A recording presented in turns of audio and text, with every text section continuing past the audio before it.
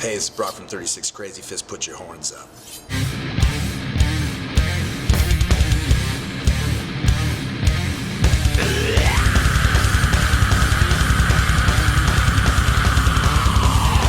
We're at the headquarters of Spinefarm Records here in New York City with Brock from 36 Crazy Fist.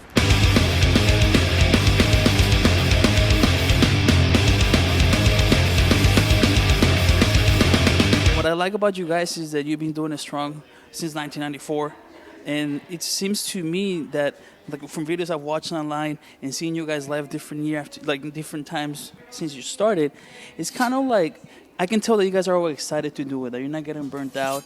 What is maybe the formula for success that you guys have found as a band together to be able to, keep going strong and making sure that people know that you're having a good time? I think that we've always kind of prided ourselves on being a band that you could kind of find in the bar.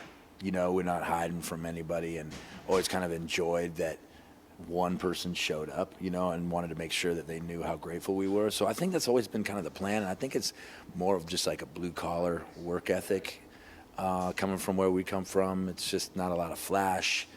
And so that being said, and I am grateful to be doing it still, it's a tough business, and you don't make a lot of money, so we don't.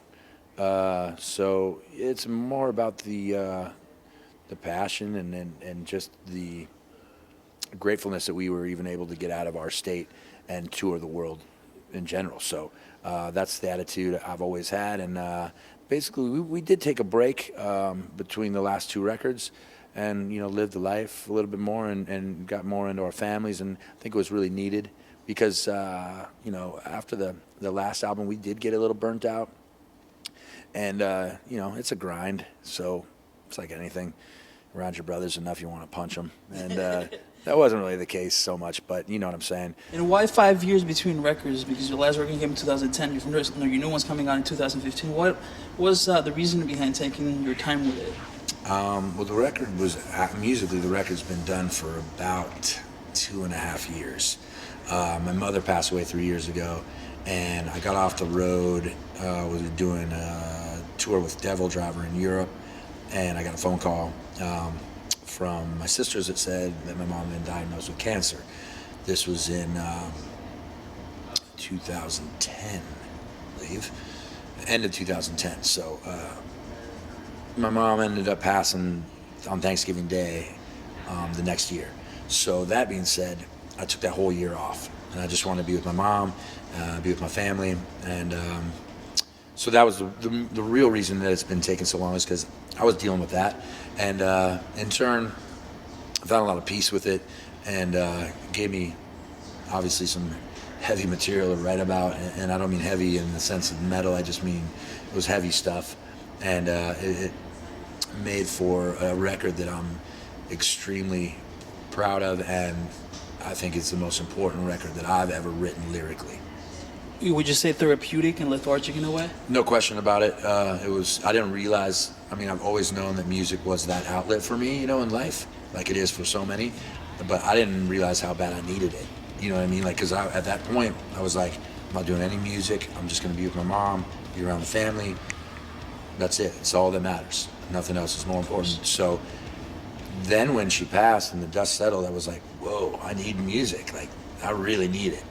Thankfully, the boys were ready to deliver something for me, and they, I love those guys so much. They were really patient with me and let me, handle what I had to handle, and so that being said, yes, very therapeutic for me. Right, that's something, and very sad situation, very sad to hear about your mother. Thank you. But I think it makes people realize watching this, that look up to you guys, that you're human. Sometimes you have to really take a real break, because you got to deal with yourself and your family, as you said, so that way you can keep not burn out. You don't want to burn out and then be done. Right. Yeah, just my sisters were saying this to me, which I hadn't really thought about, but they were saying that my older sister was like, you're so lucky you have music for this outlet, because they didn't have that, and I didn't really think about it ever before, and I was like, yeah, I am really lucky that I have this, and it didn't make it any easier. It just made it that I had an outlet, and hopefully they have an outlet as well, somehow, somewhere, in some form. but it really made me look into that and being like, I'm so grateful for music, because it has always been there for me in my life, and it's always been for reasons of an outlet, not this one specifically, but man, when it was all said and done, I was just like, yeah. And then I know that my mom was like kind of channeling some stuff in there, because some of the stuff about, it wasn't just about her passing away. Some of it was about, you know, her telling me about how she wanted me to live the rest of my life and things of that nature, and what I was supposed to remember her by, and about where she wanted her ashes spread, she wanted us to throw a party at her favorite restaurant when she passed, and we did all those things, and that was all important part of this whole lyric writing, and remembering the entire process and the fragility of life and things of that nature. So, and in turn, I feel totally exhausted and at peace with the entire process of writing this album. But ready to hit the road strong. But I cannot wait for people to hear it, because literally it has been done for a while. As usual, you know, you're waiting forever for all the press to start up and the record company to do their thing, and so I get all that.